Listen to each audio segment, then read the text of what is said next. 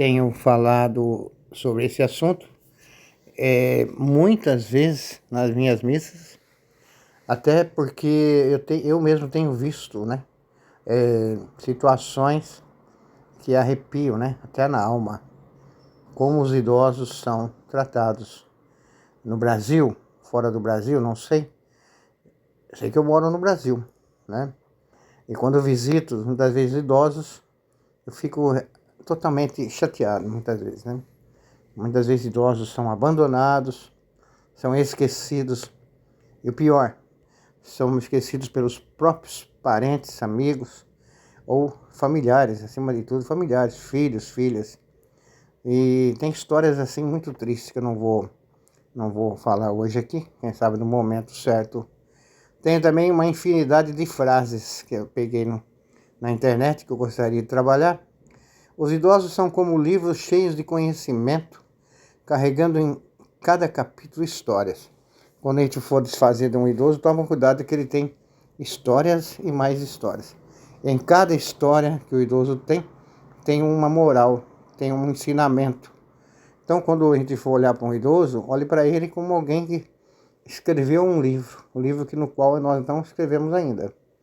Escreveu um livro, está fechando, está concluindo muitas vezes o seu livro na vida, mas a vida dele é um grande ensinamento.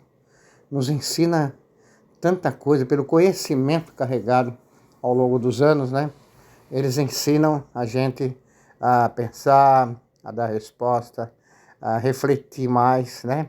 A perdoar mais, falar menos quando precisa falar menos, ou a falar mais quando é necessário. Então os idosos têm esse livro da vida deles, né? Tem tantos eventos, tantas histórias, que se deixar um idoso falar para você, você fica encantado.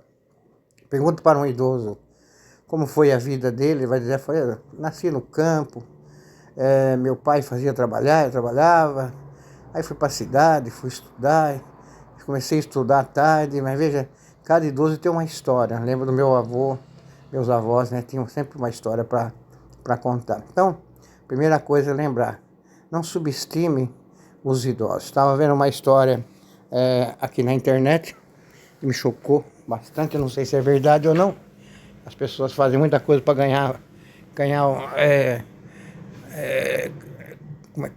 curtidas, né? Mas a pessoa falava exatamente isso. Meu filho é um senhor, deve ser dos Estados Unidos. E meus netos foram viajar e dava certo que eu ia também, ele falou, né?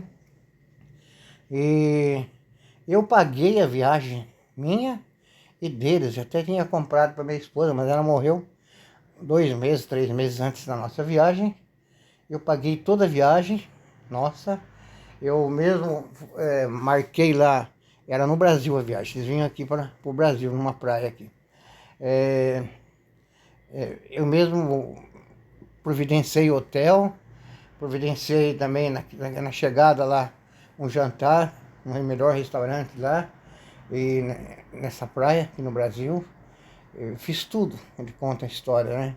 E, de repente, minha filha chegou em mim e falou assim, ó, nós decidimos, nós votamos,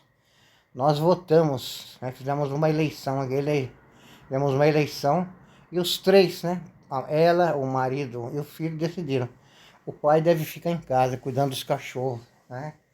Então, ele contava a revolta que deu para ele ter que ficar em casa, porque na hora ele percebeu, não é para mim ir, né? Eles votaram, não me perguntaram se eu gostaria de ir ou não, trataram ele como se fosse um estranho, e era ele que estava pagando tudo, pagando os cartões de crédito, de débito, ele que tinha arrumado o hotel, ele que tinha reservado o hotel, reservado o jantar em um restaurante ou dois, ele que tinha pago o embarque, não sei o que, no aeroporto, e ele então revoltado, mas tão revoltado que ele foi cancelando tudo.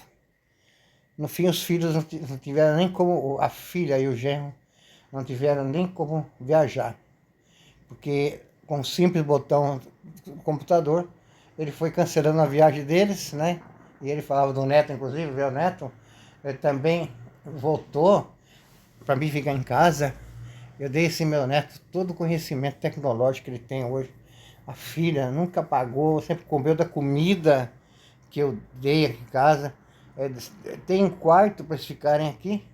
Sei que acabei não ouvindo a história inteira, porque era à noite, eu acabei pegando sono, né? Eu pretendo ver. Então vejo o idoso é tratado assim. Um zero à esquerda, muitas vezes, né? Ah, você não serve mais para nada. Essa é a mentalidade. Você tem que ficar cuidando do cachorro, cuida da casa, né? Cuida dos passarinhos. Fica aí. Nós decidimos, eles nem perguntaram pro coitado do velho. Não, nós decidimos que o idoso tem que ficar em casa. O idoso é visto muitas vezes como um problema, né? Como alguém que vai atrapalhar a alegria. Quando o idoso leva a alegria, o idoso tem histórias, ele é carregado de histórias nos capítulos da vida dele. O idoso é carregado de alegria, de esperança. Então, no primeiro dia, quero dizer, vamos tomar cuidado, vamos cuidar mais dos idosos, né? É muito ruim você chegar numa certa idade, você que trabalhou tanto, espero que você chegue lá um dia, né? Ser tratado, ser subestimado, assim.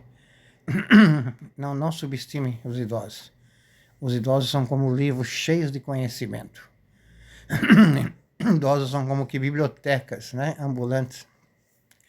E a cada momento da sua vida ele tem uma resposta. Então não subestime, trate-os bem.